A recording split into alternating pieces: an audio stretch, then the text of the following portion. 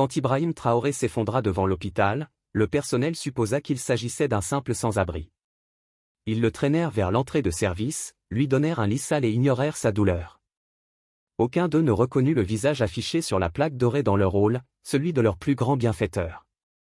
C'était un mardi après-midi brûlant à Ouagadougou. Près du moderne centre médical Saint-Thomas, un homme en vêtements simples marchait lentement sur le trottoir. Il s'appelait Ibrahim, selon sa carte d'identité usée. Il portait un jean délavé, une chemise froissée et de vieilles sandales. Rien n'indiquait la richesse ou le pouvoir. Il ressemblait à un travailleur ordinaire luttant pour passer une journée difficile. Mais les apparences peuvent être trompeuses. Ibrahim visitait des chantiers pour les plus démunis. Il préférait s'habiller simplement parmi le peuple pour voir le monde à travers leurs yeux. En passant devant l'hôpital, une douleur aiguë lui traversa soudain la poitrine. Il trébucha, s'appuyant contre le mur pour se soutenir. Sa vision se brouilla. Il s'effondra sur les marches en béton du centre médical Saint-Thomas. Le garde de sécurité, Marcus, le remarqua en premier. Il baissa les yeux avec agacement plutôt qu'inquiétude. Encore un, marmonna-t-il. Ces sans-abri viennent ici en pensant qu'on est un refuge. L'infirmière en chef, Sarah, apparut, revenant de sa pause déjeuner. Quelle est la situation, demanda-t-elle, sans vérifier si l'homme respirait. Juste un vagabond, répondit Marcus. Probablement ivre ou drogué. Sarah observa les vêtements simples d'Ibrahim, ses sandales usées, ses mains calleuses. Elle porta son jugement en 3 secondes. On ne peut pas laisser des gens comme lui encombrer l'entrée principale. Ça nuit à notre image. Dois-je appeler une ambulance, demanda Janet, son assistante. Non, ça coûte de l'argent. Traînez-le à l'entrée de service. Mettez-le dans la réserve. Ils traînèrent l'homme inconscient vers l'entrée de service, cognant sa tête contre l'encadrement de la porte. Personne ne vérifia son pouls. Personne ne prit sa température. Personne ne chercha son identité. Ils le laissèrent sur un lit rouillé dans ce qui était autrefois un placard à fournitures. La pièce sentait le désinfectant et l'abandon. Il finira par se réveiller, dit Sarah. Quand il le fera, dites-lui que ce n'est pas un hôtel. Les heures passèrent. Les patients fortunés recevaient une attention immédiate dans des chambres privées. Le contraste était frappant et délibéré. Dans la réserve, Ibrahim oscillait entre conscience et inconscience. Sa tête palpitait. Quand il essaya de se redresser, la pièce tournoya violemment. Enfin, une jeune femme de ménage, Grace, entra dans la pièce. Elle sursauta en le voyant. « Monsieur, vous allez bien ?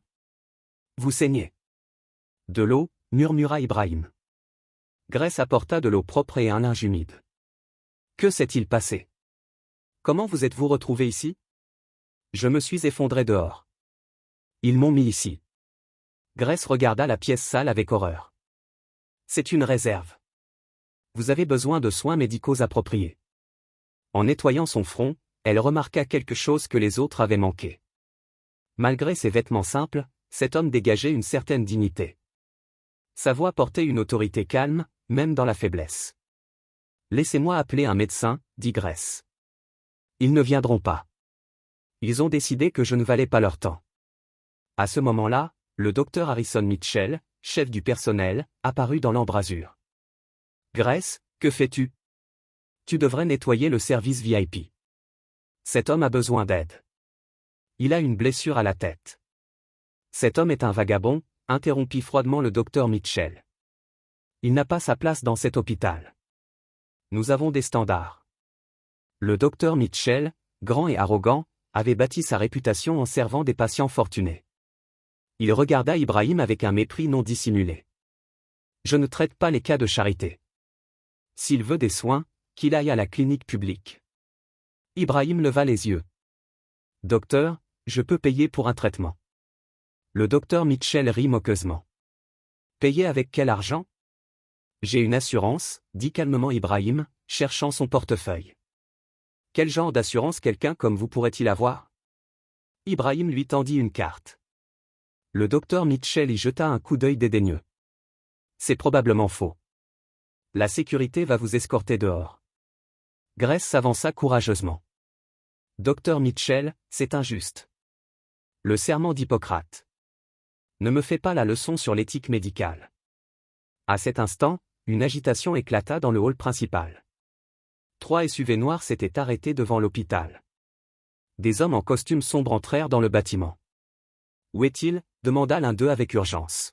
« Notre GPS indique que son téléphone est dans ce bâtiment. » Le président Ibrahim Traoré. Il a disparu. La sécurité a perdu le contact il y a 3 heures. Le visage de l'administrateur de l'hôpital blêmit. Le président ici ? C'est impossible.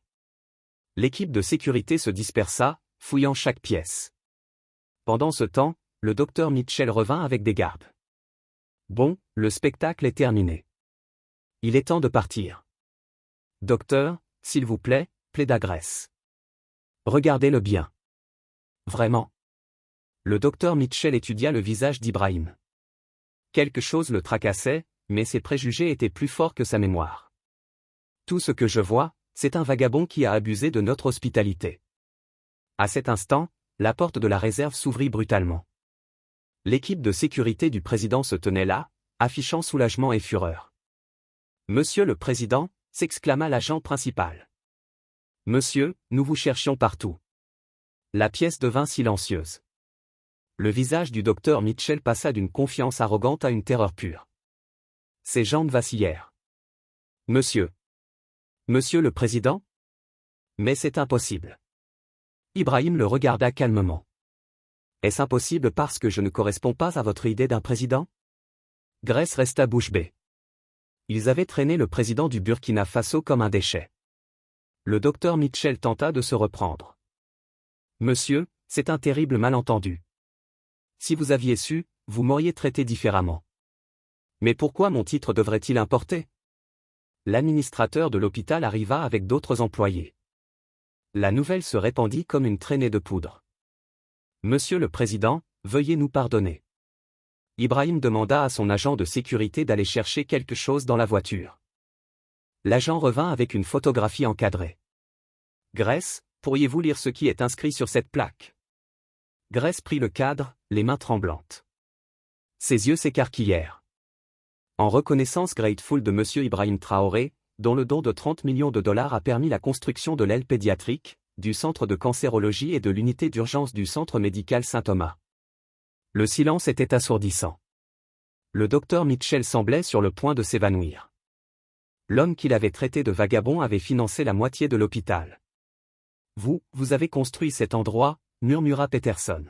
« J'ai contribué à le construire, et j'ai expressément demandé qu'il serve tout le monde, en particulier ceux qui n'ont pas les moyens de payer des soins privés. » Il regarda autour de lui, dans la réserve. « Je vois que ma vision n'a pas été réalisée. » Grace pleurait. « Monsieur, je n'avais aucune idée. Vous étiez si humble. » Grace, vous êtes la seule personne qui a vu un être humain, au lieu de faire des suppositions. Le docteur Mitchell retrouva sa voix.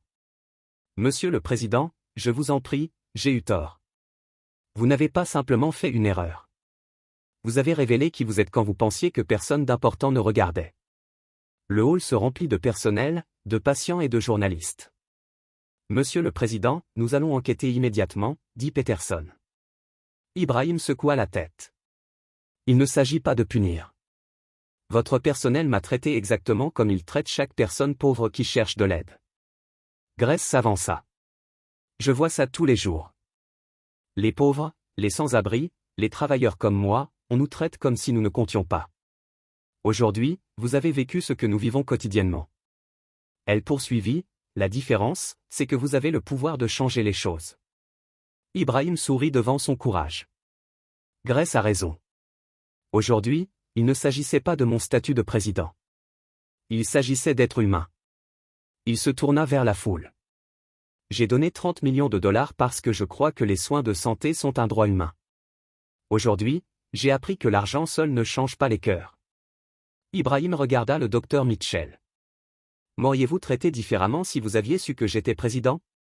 Oui, admit le docteur Mitchell. Alors, vous n'avez pas encore compris la leçon.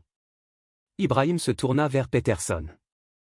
Cet hôpital traitera chaque patient avec la même dignité, quel que soit son pouvoir de paiement. Les coûts seront couverts par un don supplémentaire de 20 millions de dollars, à une condition. Les yeux de Peterson s'illuminèrent. Quelles conditions? Grace est promu superviseur des soins aux patients, avec l'autorité d'assurer un traitement respectueux. Grace sursauta. Je ne suis qu'une femme de ménage. Grace, vous avez compris que prendre soin des autres demande la même chose, qu'il s'agisse de nettoyer des chambres ou des blessures. Ibrahim regarda le docteur Mitchell. Vous pouvez continuer à travailler ici, mais passez une journée par semaine dans la clinique gratuite que je vais établir. Alors qu'Ibrahim se préparait à partir, Grace s'approcha, les larmes aux yeux. Monsieur, pourquoi êtes-vous si gentil après ce que nous avons fait? Ibrahim prit ses mains doucement. Grace, la colère ne ferait que me blesser, mais la bienveillance peut guérir tout un hôpital.